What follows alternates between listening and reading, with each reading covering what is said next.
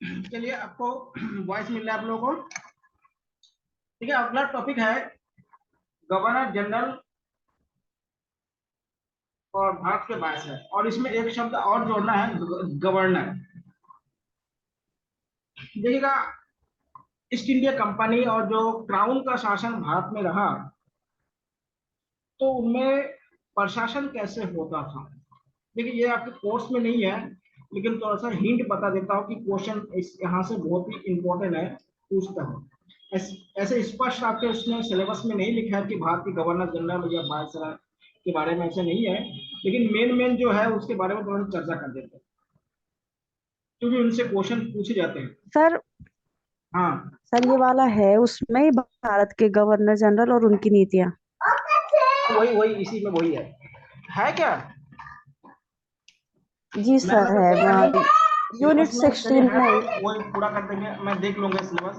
मैंने जो सिलेबस देखा था, आयोग वाला सिलेबस मैंने देखा था। आयोग वाला जो सिलेबस है, कमीशन वाला, उसमें गवर्नर जनरल के बारे में नहीं था। फिर भी एक बार देख लूंगा। देखिए, दो शब्द, तीन शब्द याद रखिएगा आप लोग। एक है गवर्नर, एक है उसका गवर्नर जनरल, और एक है आपका वायसराय। तीन शब्द यहाँ पे आपको याद रखना है। कितने शब्द है? तीन शब्द आपको याद रखना। एक है आपका,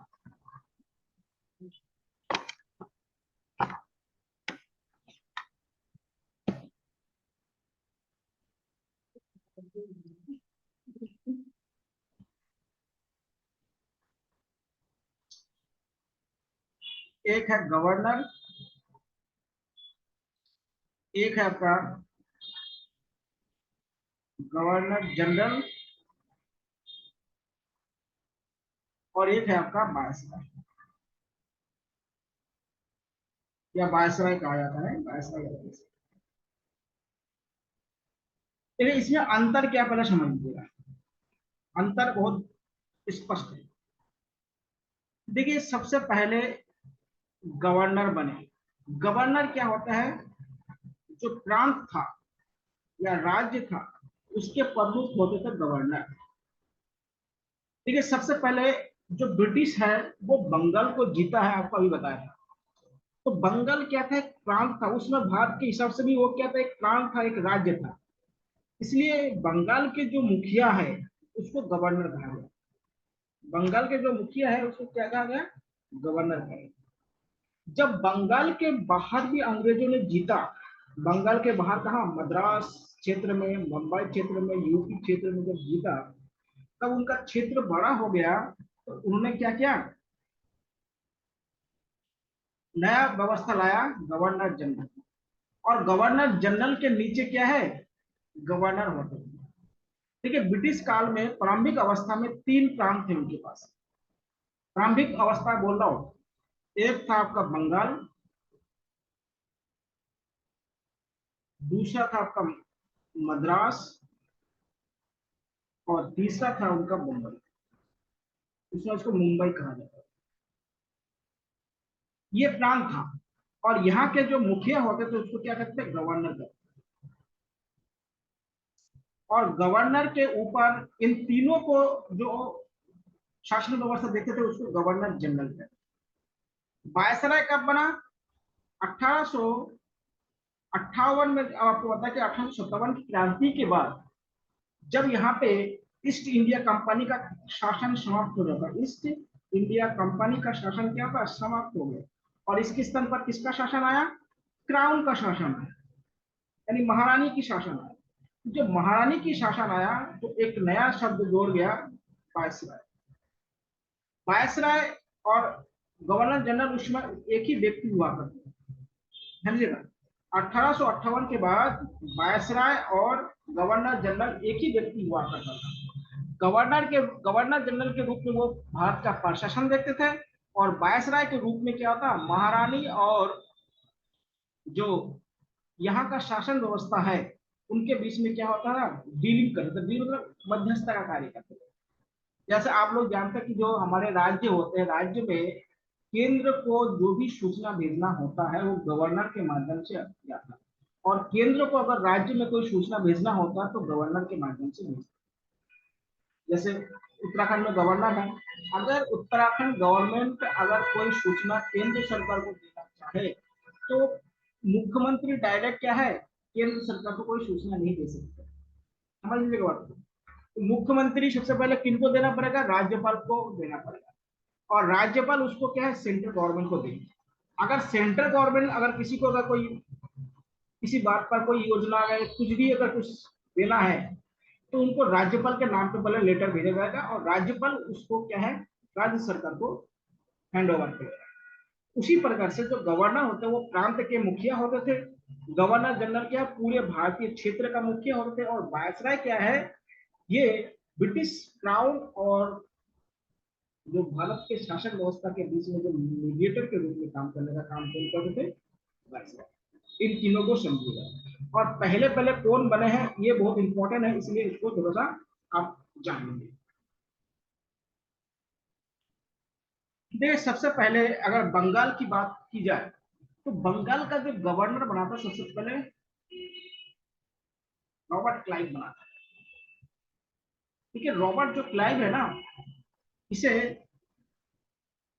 भारत में अंग्रेजी राज्य का निर्माता कहा जाता है या जनक कहा जाता है। भारत में अंग्रेजी राज्य का जनक किसे कहा जाता है, रॉबर्ट क्लाइव को कहा जाता है। क्योंकि इन्होंने सबसे पहले, अभी आपके कोर्स में तो है नहीं लेकिन बता दूंगा, प्लासी का युद्ध हुआ था 1757 में बंगाल में।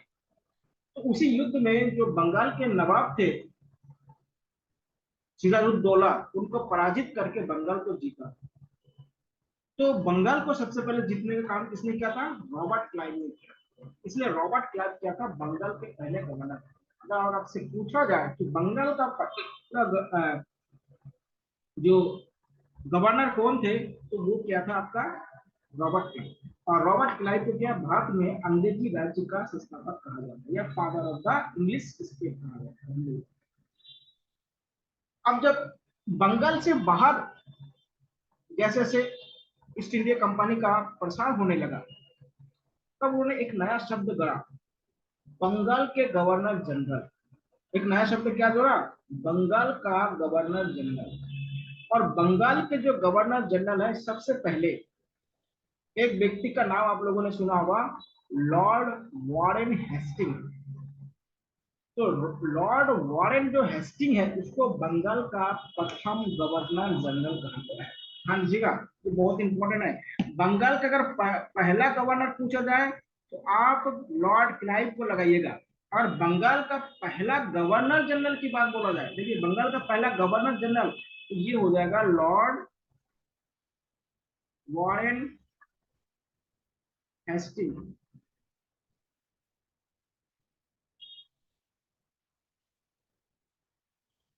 Lord Warren Hasting.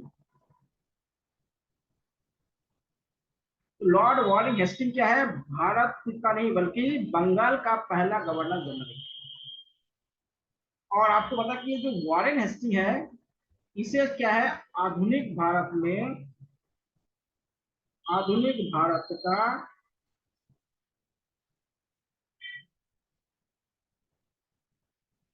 न्याय व्यवस्था का जनक कहा जाता है।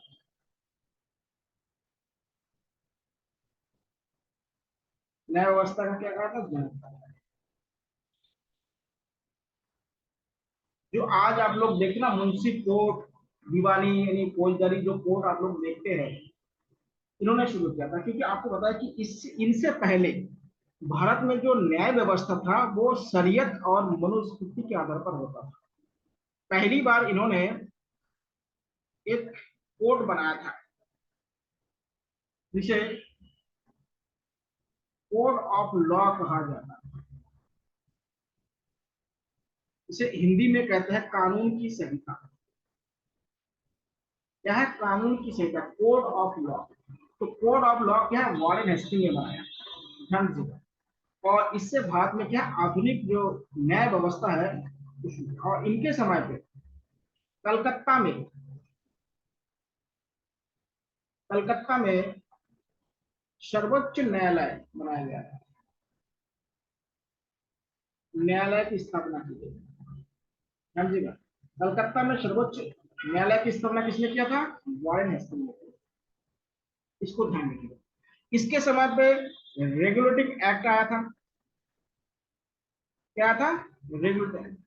और इसी रेगुलेटिंग एक्ट के माध्यम से इन्हें बंगाल का गवर्नर जनरल का पद कर दिया गया। जो पहले गवर्नर हुआ करता उसका पद आगे बढ़ा के क्या जनरल कर दिया गया। तो पहले व्यक्ति कौन थे जो गवर्नर, बंगाल का गवर्नर जनरल था? वो आपका कौन है? Warren Hastings. कौन है? Warren Hastings. और बंगाल का पहला गवर्नर कौन है? बंगाल का पहला गवर्नर है आपका लॉर्ड क्लाइव। ठीक है, जो क्लाइव है वो क्या बंगाल का पहला गवर्नर है, और वॉरेन हेस्टिंग क्या है? बंगाल का पहला गवर्नर जनरल है। बंगाल का पहला गवर्नर जनरल कौन है? Lord Warren Hasting. ये देखिए लिखा हुआ है, आप लोग याद रखिएगा। बंगाल का गवर्नर जनरल कर दिया, यानी बंगाल के गवर्नर पद को क्या किसने कर दिया? बंगाल का गवर्नर कर दिया गया। और सबसे पहले वॉरेन हेस्टिंग को गवर्नर जनरल बनाया गया, और इसी के समय पे रेगुलेटिंग एक्ट लाया गया था। ठीक है, और बॉम्बे और मद्रास के गवर्नर को क्या है? गवर्नर जनरल के अधीन कर दिया। यानी जो बॉम्बे और मद्रास के जो गवर्नर होते वो अब किसको रिपोर्टिंग करेंगे? गवर्नर जनरल को रिपोर्टिंग। ये व्यवस्था किया गया था आपके इस एक्ट के माध्यम से, जो रेगुलेटिंग एक्ट लाया। और इसी रेगुलेटिंग एक्ट के माध्यम से कलकत्ता में सबसे पहले सुप्रीम कोर्ट या उच्चतम न्यायालय की व्यवस्था की गई थी। ठीक है, इसके बाद एक गवर्नर जनरल है, वो आपको अगले वीडियो में बताऊंगा। इसमें केवल आपको गवर्नर जनरल और वायसराय के अंतर आपको बता रहा हूँ, इसको ध्यान रखिएगा। तो पहले अंतर समझ लिएगा तो फिर आपको। अब देखिए दूसरा है भारत का गवर्नर जनरल। पहले आपको क्या बताया? बंगाल का गवर्नर जनरल बताया था आपको। अब आप क्या है? भारत का गवर्नर जनरल। देखिए 1833 में एक एक्ट आता है। इस एक्ट के माध्यम से बंगाल के गवर्नर जनरल जो है उसका पदनाम को बदलकर क्या कर दिया? भारत का गवर्नर जनरल कर दिया।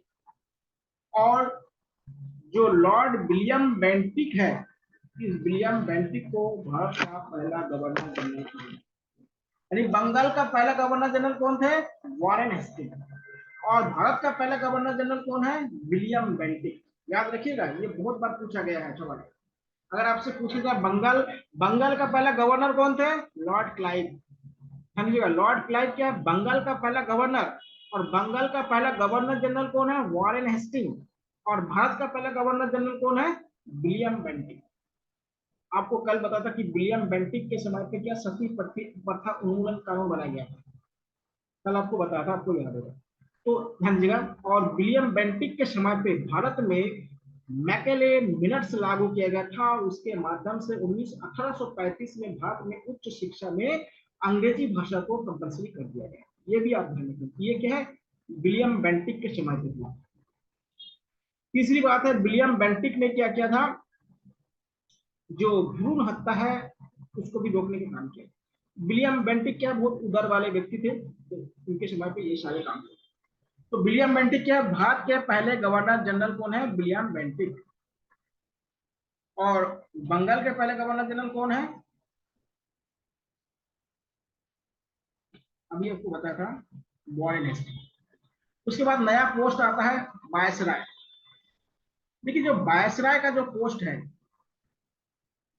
वो क्या है?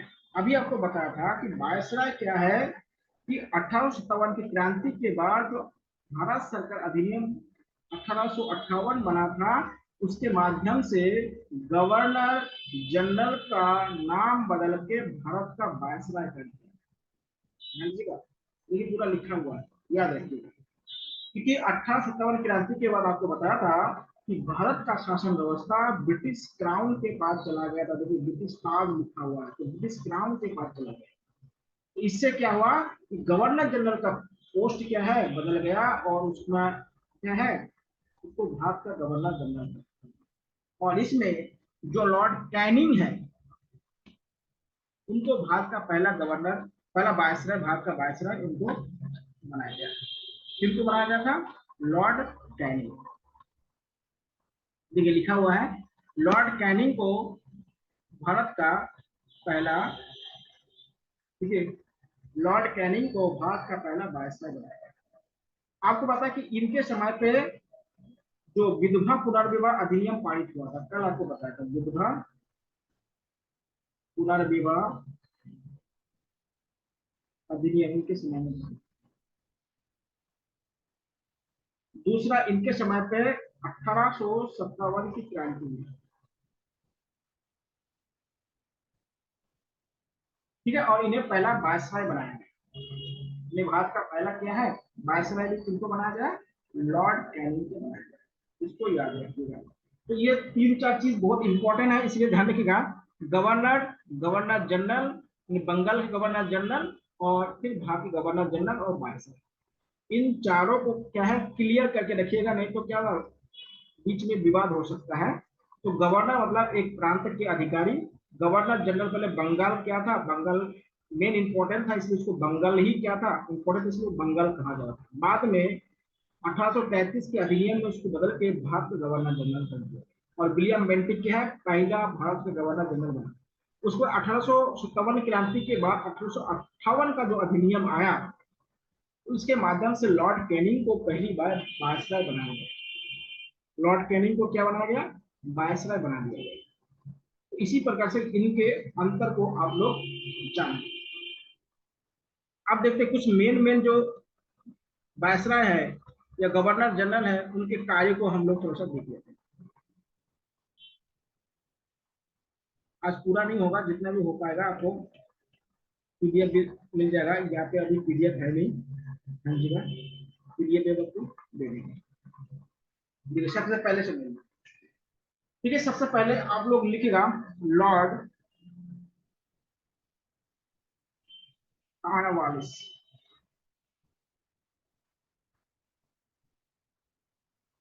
लॉर्ड कॉर्नवालिस, लॉर्ड कॉर्नवालिस देखिए अभी आपको पता था कि बंगाल में क्या है जो जमींदारी व्यवस्था है उसका जनक कहा जाता है। इसका जनक कहा जाता है, जमींदारी व्यवस्था का जनक कहा जाता है। इन्हें क्या है, नंबर वन इनके काम देखिएगा, भारत में सिविल सेवा का जनक कहा जाता है।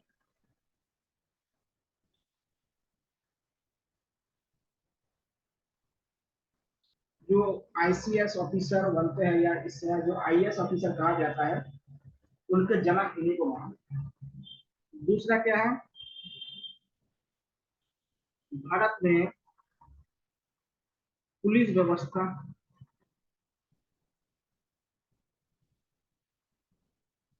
का जनक,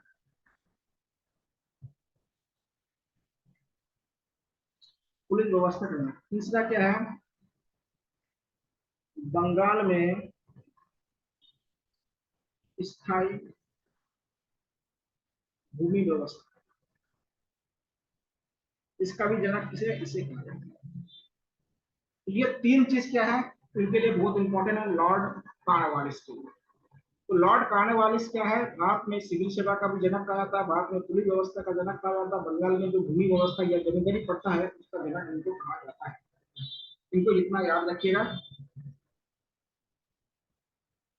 उसके बाद आता है आपका जो मेन मैन है, सभी को पता की आवश्यकता नहीं है, जिसका क्वेश्चन ज्यादा पूछ जाते हैं उनको याद रखिएगा। विलियम बेंटिक को आपको बता दिया कि इसके नाम में क्या क्या हुआ। लॉर्ड बेलेजली का नाम आप लोगों ने सुना, ठीक है। जो लॉर्ड बेलेजली है, इसका सबसे इंपॉर्टेंट काम था सहायक संधि,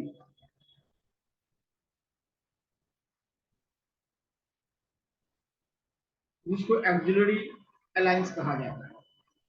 ठीक है, भारत में जो देशी राज्य थे उनको इन्होंने एक ऑफर दिया था कि आप हमारे साथ दोस्ती कर लीजिएगा और आपका पूरा जो विदेशी व्यवस्था है, जो ईस्ट इंडिया कंपनी को छोड़ के जो बाकी जो यूरोपीय देश जो भारत में आए थे उनसे जो आपका जो भी रिश्ता है वो आपको खत्म करना पड़ेगा, और इसके बदले में आपको हम सैन्य सहायता प्रदान करेंगे। ठीक है, सहायक संधि का मेन मकसद क्या था कि अंग्रेज अपना जनाधार बढ़ाना चाहते थे, यानी ईस्ट इंडिया कंपनी क्या है, अपना जनाधार बढ़ाना चाहते थे। देखिए कैसे, इसमें इन्होंने पहली बात देखिए, उस समय भारत में फ्रांसीसी कंपनी था, डच कंपनी था, पुर्तगाली कंपनी था, उसके बाद आपका स्पेनिश कंपनी थे, बहुत सारे अलग अलग कंपनी जो यूरोप से भारत में आए थे। तो इनका लॉर्ड वेलेस्ली का कहना था कि आप इन कंपनियों से कोई समझौता नहीं करेंगे, जो भी समझौता करेंगे हमसे ही करेंगे, यानी ईस्ट इंडिया कंपनी से ही करेंगे। इसके बदले में हम आपको इन जो और बाकी जो कंपनी है इनसे आपको सुरक्षा दिलवाएंगे। इसके लिए क्या करेंगे, आपके राजधानी में एक ब्रिटिश सेना रखा जाएगा, और उस ब्रिटिश सेना का जो खर्चा होगा उस राज्य द्वारा दिया जाएगा, जिसको ब्रिटिश रेजिमेंट कहा जाता था, या रेजिडेंस या रेजिमेंट कहा जाता था।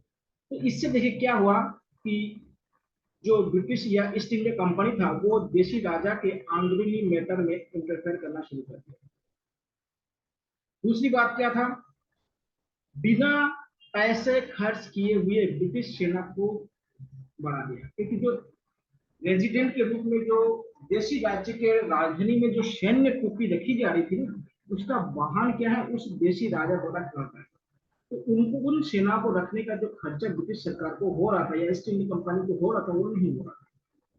तीसरी क्या है, जो यूरोपियन कंपनी था, जैसे फ्रांसीसी कंपनी था, पुर्तगाली कंपनी था, इनका डर क्या है, अंग्रेजों को कम है। तो ये जो सहायक संधि है इसमें अंग्रेजों को क्या है, भारत में एक्सपेंशन करने में या स्थायित्व लाने में, जिसे कहते हैं स्थायी यानी स्टेबिलिटी लाने में बहुत बड़ा भूमिका निभाया। उसको लाया किसने था, लॉर्ड वेलेस्ली ने लाया, बहुत ही इंपॉर्टेंट है। तो लॉर्ड वेलेस्ली को इसको विस्तारवादी दृष्टिकोण कहते हैं, कि लॉर्ड वेलेस्ली ने इसके माध्यम से विस्तार किया था, जैसे निजाम को हराया, मराठा को हराया, ये जो मैसूर को हराया, टीपू सुल्तान का नाम सुने होंगे, उसके बाद हैदर अली का नाम सुने होंगे, निजाम सुने होंगे, मराठा सुने होंगे, सबको क्या है, लॉर्ड वेलेस्ली ने इस सहायक संधि के माध्यम से धीरे धीरे सबको हराया और सबको क्या है, कठपुतली शासक बनाया। तो इसका भी बहुत बड़ा क्या है, योगदान है लॉर्ड वेलेस्ली को अंग्रेजी शासन को, व्यवस्था को आगे बढ़ाने। इसके बाद आता है जो बहुत ही इंपॉर्टेंट है, लॉर्ड डलहौजी।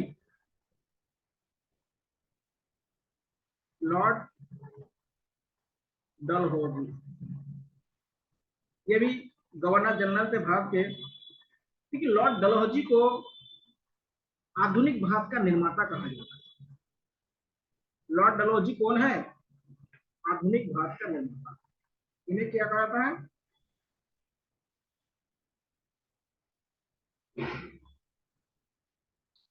आधुनिक भारत का निर्माता। अब कैसे कहते हैं, पहले नंबर वन, इनके समय पे रेलवे का विकास हुआ। रेलवे जानते हैं आप, सबसे पहले मुंबई और थाने के बीच में चलाया गया था रेलवे। कितने किलोमीटर, 34 किलोमीटर चलाया गया। तो भारत में रेलवे का जनक किसे कहते हैं, लॉर्ड डलहौजी को कब चलाया गया था, 1853 में। तो 1853 में भारत में रेलवे स्टार्ट हुआ, और दुनिया में जो रेलवे स्टार्ट हुआ है वो 1825 में शुरू हुआ था, ब्रिटेन के लंदन और लिवरपूल के बीच में एक जगह है। तो ब्रिटेन में सबसे पहले ट्रेन चला कब, 1825 में, और भारत में कब चला, 1853 में। धन्यवाद। पहली बात तो ये है। दूसरा है, जो आप उत्तराखंड में एक नहर देखते हैं जिसको आप क्या कहते हैं, ऊपरी गंगा नहर, ये जो बनाया गया था, कब बनाया गया था, 1854 में शुरू हुआ। ये भी डलहौजी के काल में हुआ, जो गंगा नदी में बनाया, यानी हरिद्वार में बनाया गया। ठीक है, इसी ऊपरी गंगा कैनल को जब बनाया गया तब भारत में जो आप रुड़की कहते हैं, रुड़की में सबसे पहले इंजीनियरिंग कॉलेज खोला गया। यानी भारत का पहला इंजीनियरिंग कॉलेज कहाँ खोला गया था? रुड़की में, जिसे क्या कहते हैं? जिसे थॉमसन कॉलेज कहते हैं। ये भारत का पहला क्या है? Engineering college. इसी को आजकल आप क्या कहते हैं? आईआईटी रुड़की। जो आईआईटी रुड़की है उसका प्राचीन नाम क्या है? Thomson college. और किसके समय बना था? लॉर्ड डलहौजी के समय बना। देखिए बहुत इंपॉर्टेंट है, लॉर्ड डलहौजी के समय पे ये कानून मतलब ये कॉलेज बना था। इसके बाद देखिए रुड़की में और एक बहुत इंपॉर्टेंट चीज है, national water irrigation research institute भी क्या है आपका रुड़की में। तीसरा काम उन्होंने किया है, बहुत इंपॉर्टेंट है, वो है डाक व्यवस्था। डाक प्रणाली शुरू की, उसको पोस्टल प्रणाली 1814, जो डाक व्यवस्था जो पत्र वाला जो सिस्टम है। चौथा उन्होंने शुरू किया है भारत में पीडब्ल्यूडी विभाग। पीडब्ल्यूडी जानते हैं, जो सड़क बनाता है ना, पीडब्ल्यूडी विभाग कहा जाता है, पब्लिक वर्क डिपार्टमेंट से कहते हैं। पीडब्ल्यू का फुल फॉर्म क्या है? पब्लिक वर्क डिपार्टमेंट कहते हैं, जिसमें सड़क वगैरह जिसमें मिलती है। आप लोग जानते हैं कि ये जो लॉर्ड डलहौजी ने, जो शेरशाह सूरी ने या अकबर ने जो रोड बनाया, अकबर कह रहा हूं, अशोक ने जो रोड बनाया था, उस रोड को फिर से मरम्मत करवाया और उसी को जीटी रोड कहा, ग्रैंड ट्रैक रोड कहा है। इसके माध्यम से उन्होंने कौन सा रोड बनाया था? GT road. तो जीटी रोड का जनक किसे कहा जाता है? लॉर्ड डलहौजी को। नहर, ऊपरी गंगा नहर, लॉर्ड डलहौजी को। रेलवे का विकास, लॉर्ड डलहौजी को। उसके बाद डाक व्यवस्था का विकास, पहला इंजीनियरिंग कॉलेज। तो बहुत सारे कार्य ऐसे किए जो डलहौजी के समय पे हुआ है। और डलहौजी ने एक नीति और शुरू किया है जिसे विलय का नीति कहा जाता है। विलय का नीति शुरू किया, या जिसे डॉक्ट्रिन ऑफ लैप्स कहा जाता है। डॉक्ट्रिन ऑफ लैप्स या विलय का नीति। इस नीति के माध्यम से आपको बताया था कि जिनके संतान नहीं होते थे, जो बच्चे गोद नहीं ले सकते, ऐसे राजा होते थे, जो निसंतान राजा होते थे, उनके राज्य को क्या होता है? ब्रिटिश या ईस्ट इंडिया कंपनी के शासन में मिला गया। जैसे झांसी को मिला लिया गया था, उसके बाद कानपुर को मिला लिया गया था। तो वो सारी चीज क्या है? इन्हीं के समय पे हुआ। विलय की नीति या डॉक्ट्रिन ऑफ लैप्स की जो नीति लाया गया था वो लॉर्ड डलहौजी ने। इसलिए लॉर्ड डलहौजी को क्या आधुनिक भारत का निर्माता कहा जाता है। तो रेलवे क्या है? आधुनिक निर्माता। एक बात और ध्यान रखिएगा, भारत में रेलवे ने आर्थिक सुधार से ज्यादा सामाजिक सुधार किया है। अगर आपसे पूछा जाए कि भारत में रेलवे ने आर्थिक सुधार से ज्यादा सामाजिक सुधार कैसे कर दिया, ये क्या था कि पहले हमारे यहाँ पे छुआछूत बहुत होते थे। तो रेलवे का टिकट लेने के बाद कौन कहाँ पर बैठेगा ये पहले से निर्धारित नहीं था ना।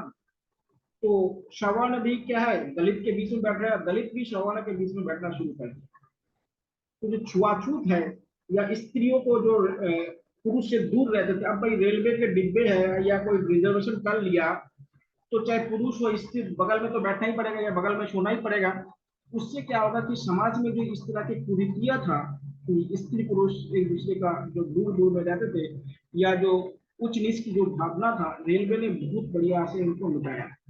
तो रेलवे ने क्या अप्रत्यक्ष रूप से क्या सामाजिक की कुरीति को बहुत बड़े पैमाने पर आर्थिक सुधार तो किया ही किया, लेकिन ये भी किया। देखिए रेलवे ने आर्थिक सुधार कैसे किया, सामाजिक और आर्थिक सुधार रेलवे ने बहुत बढ़िया किया। देखिएगा रेलवे के जो टिकट है वो सस्ते होते थे उस समय भी, आज भी सस्ते ही है दूसरे साधनों के अपेक्षा। मतलब जनरल की बात बोल रहा हूँ, एसी वाले जो 1 टियर होता है उसका तो एरोप्लेन से भी ज्यादा महंगा होता है, उसकी बात नहीं कर रहा। तो जनरल लोग जो जाते हैं उसकी बात बोल रहा हूँ। तो कम पैसे से भारत क्या है? रेलवे से क्या है, अंग्रेजों ने गांव गांव को क्या है, भारत के गांव गांव को आपस में जोड़ दिया। इससे क्या है, राष्ट्रीय आंदोलन में क्या है, लोगों को एक जगह होना आसान हो गया। पहले लोग क्या था, बैलगाड़ी से पैदल से क्या होता, आंदोलन में आते थे, 2 दिन 10 दिन 20 दिन लग जाते थे। अब रेलगाड़ी से क्या 2 घंटे 4 घंटे में क्या होता है, हो जाती है। अभी देखिए बुलेट ट्रेन चलने वाला है, अभी देखिए सेमी बुलेट ट्रेन बन गया है। अभी भारत सरकार ने भी क्या एक बुलेट ट्रेन बनाई है, जो 250 किलोमीटर, देखिए 250 किलोमीटर पर आवर से ज्यादा रफ्तार वाला जो ट्रेन होती है, उसे बुलेट ट्रेन कहा जाता है। और सबसे पहले बुलेट ट्रेन जापान में बना था, लेकिन इस समय बुलेट ट्रेन जो तेज जो चलती है वो चाइना की है। भारत में जानते हैं अहमदाबाद और मुंबई के बीच में पटरी बिछाई जा रही है। अभी सेमी जो ट्रेन चलाया जा रहा है, भारत का पहला रीजनल ट्रेन, आप लोग जानते हैं, जो आनंद विहार से लेकर मेरठ के बीच में चला जा रहा है, जिसको रीजनल ट्रेन कहते हैं। ये भारत का पहला रीजनल ट्रेन है, जो आनंद विहार से लेकर मेरठ तक चला जा रही है। और वंदे भारत हम लोग जानते हैं, हाई स्पीड ट्रेन है, उसको चलाया जा रहा है। तो देखिए रफ्तार होगा तो क्या होगा, जो एक्सपेंशन होता है व्यापार का वो कम हो जाता है। जब रफ्तार धीरे हो जाता तो व्यापार का दिखता है। तो रेलवे ने एक तो जन आंदोलन को भी क्या है आगे बढ़ाया, छुआछूत को खत्म करना, स्त्री पुरुष की जो असमानता है उसको बहुत हद तक कम करवाया। उसके बाद क्या है, पूरे भारत को एक साथ जोड़ दिया। ये सारे काम किया रेलवे ने। लेकिन रेलवे ने एक ऐसे भी काम किया कि भारत का जो कच्चे माल है वो बंदरगाह तक ले जाना आसान कर दिया रेलवे ने। बहुत कुछ अच्छे भी किया और बहुत कुछ क्या खराब किया, कि पहले अंग्रेजों को बैलगाड़ी के माध्यम से कच्चे माल बंदरगाह तक ले जाना पड़ता था। अब रेलवे आया तो रेलवे एक साथ इतना ज्यादा सामान भर के क्या है बंदरगाह तक ले जाए। देखिए पहले अंग्रेज लोग क्या है, आम जनता के लिए रेलवे नहीं बनाया था, पहले वो माल ढोने के लिए रेलवे बनाया गया था। तो बाद में उनको क्या है, आम जनता को भी क्या धीरे धीरे उनको शुरू किया गया।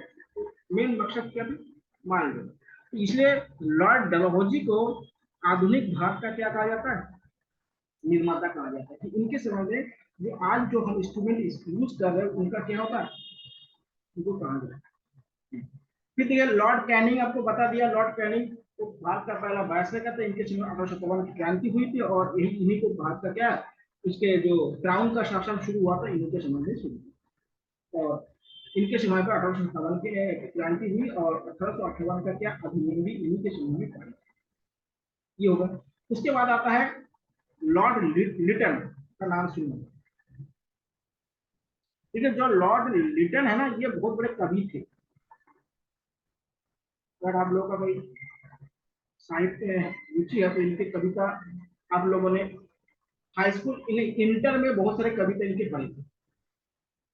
इनके जो लिटन का कविता है आप लोगों ने क्या कहते हैं, इंटर में पढ़ा जाते हैं, अभी भी शायद पढ़ा जाते होंगे, पहले तो था लोगों को है, करंट नहीं बता सकता हूँ।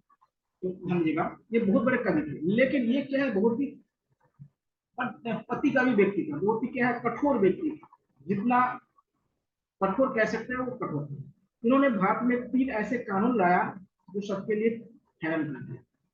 पहली बात तो इन्होंने क्या, जो देशी भाषा के पत्र थे, देशी भाषा के समाचार पत्र पर बैन लगाया, पत्र पर प्रतिबंध लगाया। इसे क्या कहते हैं, इसे वर्नाकुलर एक्ट कहते हैं। कब लाया गया था, 1876।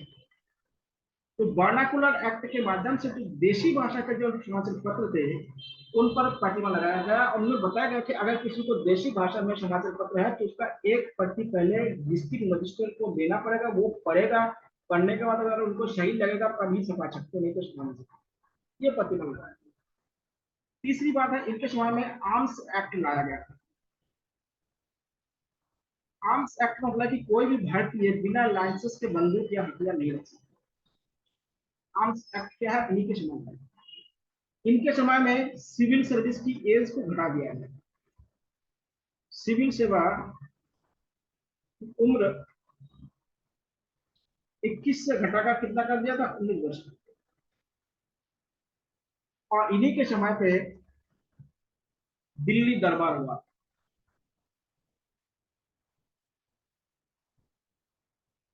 दिल्ली दरबार मतलब जो रानी विक्टोरिया भारत आई थी, रानी विक्टोरिया जो शासिका थी उस समय ब्रिटेन की, वो कहाँ आई थी, उसको दिल्ली दरबार कहा जाता है। तो रानी विक्टोरिया क्या है, भारत आई थी, इसको दिल्ली दरबार कहा जाता है। देशी भाषा के समाचार पत्रों पर प्रतिबंध लगा जिसको वर्नाकुलर एक्ट कहते हैं। आर्म्स एक्ट लाया गया था और सिविल सेवा की उम्र 21 से घटाकर क्या है 19 वर्ष कर दिया गया था। इसलिए क्या है इनको पतिगामी कहा जाता है कि ये भारतीयों के लिए क्या था, सही नहीं। धन्यवाद। इसके बाद अगला है, इसको लिखिए Lord Mayo.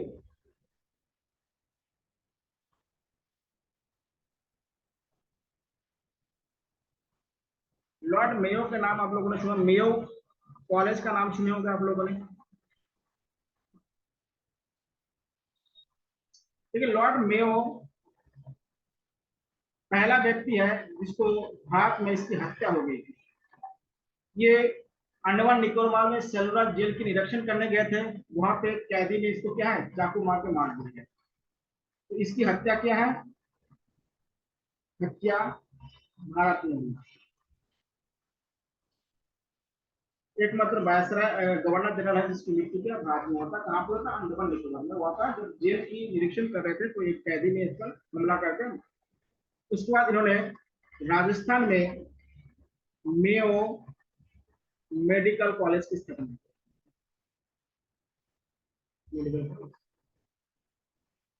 Mayo medical college में जानते कौन लोग पढ़ते थे, जो राज परिवार के लोग होते थे, राज परिवार के लोग पढ़ते थे, राज परिवार के, आम लोगों के लिए नहीं थे, राज परिवार के लोग जो महंगे फीस दे सकते थे।